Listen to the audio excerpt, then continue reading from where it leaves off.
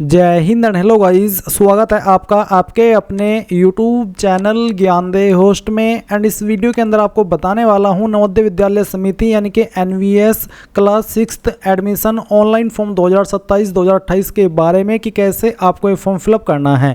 यहां पर आपको कंप्लीट जानकारी दी जाएगी जिससे कि आप इस फॉर्म को बिना किसी मिस्टेक के भर पाएंगे। इसमें गाइज फॉर्म को जो फिल करने की लास्ट डेट है वो 31 जुलाई 2026 है और आपका डेट ऑफ एग्जाम 28 नवंबर 2026 रखा गया है। बाकी आपको ये भी बता दूं कि कौन लोग इसमें अप्लाई करने के लिए एलिजिबल है। बेसिकली जो भी आपका बच्चा है उसका जो डेट ऑफ बर्थ है या फिर कह लीजिए कि उसका जन्म 1 मई 2015 से लेकर के 31 जुलाई 2017 के बीच में होना चाहिए, तभी वो इसमें अप्लाई करने के लिए एलिजिबल रहेगा। अप्लाई करने के लिए यहाँ पर किसी भी कैटेगरी कैंडिडेट के लिए कोई फीस नहीं है, ये मेन कंडीशन है। बाकी आप यहाँ पर किस तरह से इसमें अपना एग्जाम देंगे, एग्जाम का पैटर्न, ये सब इन्फॉर्मेशन यहाँ पर आपको दी गई है। कौन सी स्टेट की लैंग्वेज क्या है, यानी कि किस किस लैंग्वेज में आप आपका एग्जाम दे सकते हैं, उसके बारे में आपको यहाँ पर जानकारी दी गई है। तो ये सभी जानकारी जानने के बाद अगर आप इसमें अप्लाई करने के लिए एलिजिबल है, यानी कि आपका बच्चा एलिजिबल है, तो आप कैसे फॉर्म भरेंगे वो जान लीजिए।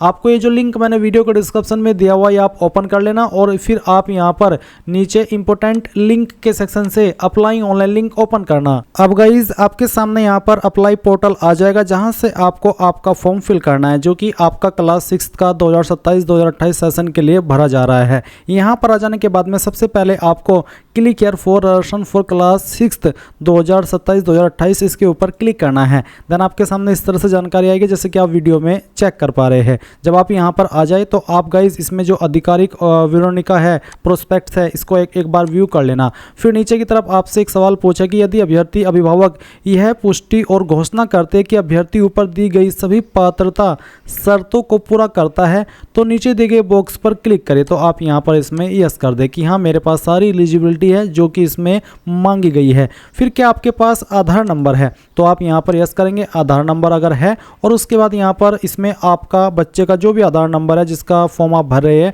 वो आप यहाँ पर एंटर करेंगे। एंड यहाँ पर बोला कि if the candidate is applying for registration to JNVs in district Yanam and Mahe of Puducherry UT में apply through the alternate mode of registration through residence certificate, यानी कि अगर आप इन दो जगह से आते तो फिर आप यहाँ पर रेसिडेंस सर्टिफिकेट के माध्यम से अप्लाई कर सकते हैं। एंड अगर आपके पास यहाँ पर या फिर आपके बच्चे के पास आधार कार्ड नहीं है तो आप इसमें नो करेंगे। नो करने के बाद में आपको यहाँ पर एक इस तरह का विकल्प देखने को मिलेगा जहाँ पर है कि आपका पंजीकरण अस्थायी होगा।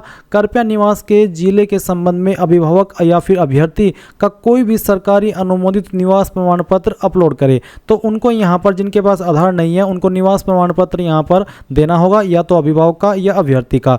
और इसमें जो साइज रखा है वो आपका 50 से 300 KB के बीच में रखा है आपके सर्टिफिकेट का, और वो JPEG या फिर JPG का चल जाएगा। तो जो भी आप माध्यम सेलेक्ट कर रहे हैं वही आप यहाँ पर सेलेक्ट कीजिए अपनी मर्जी से। मैंने दोनों का बता दिया। आधार नंबर तो आधार नंबर डाल करके सबमिट कर देंगे।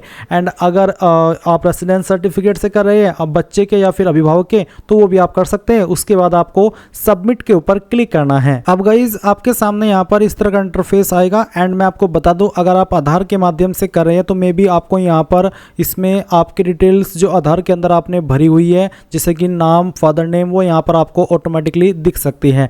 अब क्योंकि मैंने रेसिडेंस सर्टिफिकेट के माध्यम से आगे बढ़ा हूँ तो मैं यहाँ पर मेरे सामने जो इंटरफेस आ रहा है उसके अकॉर्डिंग आपको जानकारी दे रहा हूँ। तो जब आप यहाँ पर आए इसमें आपको देखने को मिलेगा नेम ऑफ द कैंडिडेट। आपको यहाँ पर जो भी बच्चे का नाम है वो यहाँ पर डाल देना है, उसके 5वीं के जो सर्टिफिकेट है या फिर जो उसका जो भी 5वीं का प्रूफ है उसके अकॉर्डिंग। फिर यहाँ पर फादर नेम आप डालेंगे बच्चे का, और उसके बाद में यहाँ पर बच्चे के जो माताजी है उसका नाम आप डालेंगे।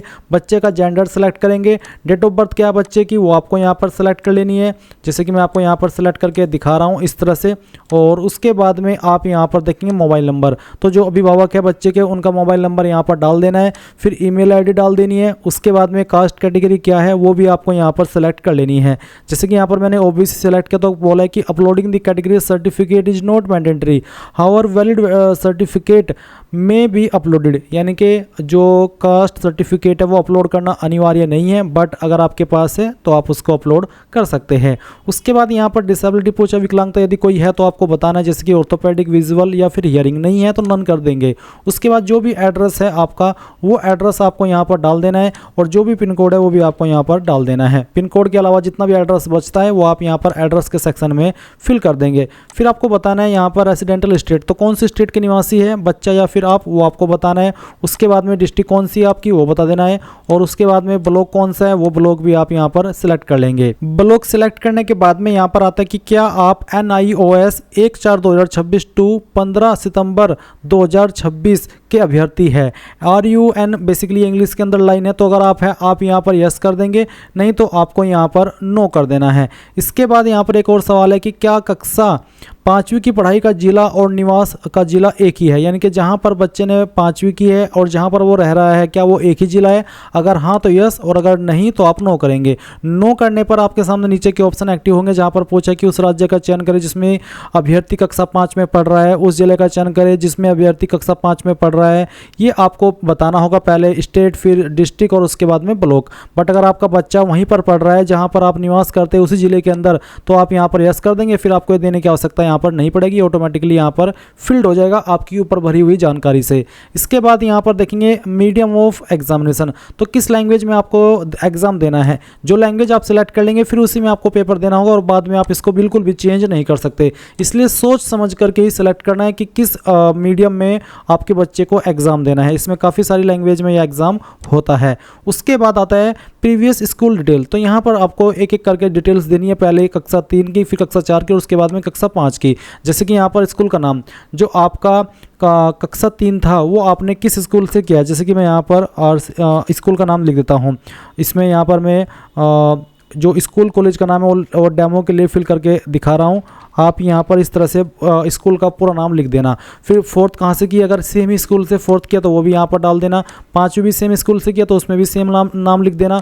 उसके बाद है कि ये जो आपका स्कूल है वो मान्यता प्राप्त था या फिर नहीं। अगर मान्यता प्राप्त था या है तो आप रिकॉग्नाइज्ड के ऊपर इस तरह से क्लिक कर देंगे।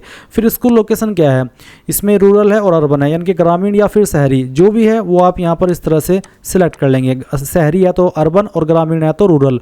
उसके बाद ईयर मंथ ऑफ ज्वाइनिंग, जैसे कि यहाँ पर कक्षा 3 का पूछा है तो कक्षा 3 में कौन से ईयर में एडमिशन लिया, तो जैसे कि यहाँ पर 2024 आ रहा है, फिर आपको मंथ बताना है, फिर 2025 उसका मंथ, 2026 उसका मंथ, एंड इसी प्रकार से ईयर ऑफ पासिंग और फिर उसका मंथ, ईयर ऑफ पासिंग का मंथ, 4th क्लास का और उसका मंथ, और इसी प्रकार से कक्षा 5वीं का जो ईयर ऑफ पासिंग है वो बताना होगा, और साथ ही किस मंथ में आपने पास की है वो भी आपको बताना है। इस तरह से ये जानकारी आपको भर देनी है। इसके बाद नीचे की तरफ आप देखेंगे यहाँ पर अभ्यर्थी माता पिता विभाग के द्वारा शपथ पत्र, यहाँ पर शपथ पत्र आपको बोला है। इसमें ये जो लाइन लिखी गई है ये शपथ पत्र में आपको बेसिकली अभी मैं नीचे बताऊंगा कि क्या करना है। जैसे कि पहले तो आप देखेंगे कि अभ्यर्थी की फ़ोटो अपलोड करे, जो बच्चा है उसकी फ़ोटो यहाँ पर आपको अपलोड करनी है, जिसका साइज 10 से 100 KB के बीच में रखा है। तो आप चूज फाइल इसके ऊपर क्लिक करेंगे और जहाँ पर भी बच्चे की फ़ोटो है वो फ़ोटो आपको यहाँ पर सिलेक्ट कर लेनी है। जैसे कि मैं डेमो के लिए इस इमेज को सिलेक्ट करता हूँ, ओपन करता हूँ, इस तरह से बच्चे का फ़ोटो आएगा। फिर यहाँ पर जो बच्चे का सिग्नेचर है वो आपको अपलोड करना है, चाहे सिग्नेचर किस तरह का भी वो करता हो। अगर सिंपल नाम लिखता हो तो सिंपल नाम लिख दे, यहाँ पर अपलोड कर देंगे। अगर उसका कोई सिग्नेचर है अभी से उसने सिग्नेचर को डिसाइड कर लिया है तो सिग्नेचर जो भी अभी भी वो कर रहा है करंट में वो आप यहाँ पर सेलेक्ट करके ओपन कर देंगे। उसके बाद माता या पिता के हस्ताक्षर, जो माता जी है या फिर जो पिता है बच्चे के, उसका जो सिग्नेचर है वो आपको यहाँ पर अपलोड करना है। तो चलिए मैं यहाँ पर वो भी अपलोड करके आपको दिखाता हूँ। इस तरह से आप यहाँ पर जो फाइल है सिग्नेचर की अभिभावक के, चाहे वो माता हो चाहे पिता, वो आप अपलोड करेंगे। फिर है अपलोड कैटेगरी सर्टिफिकेट। अब मैंने पहले ही बताया था कि ये सर्टिफिकेट देना अनिवार्य नहीं है, अगर आपके पास है तो दे दीजिए, नहीं है तो कोई इस वाली बात नहीं है।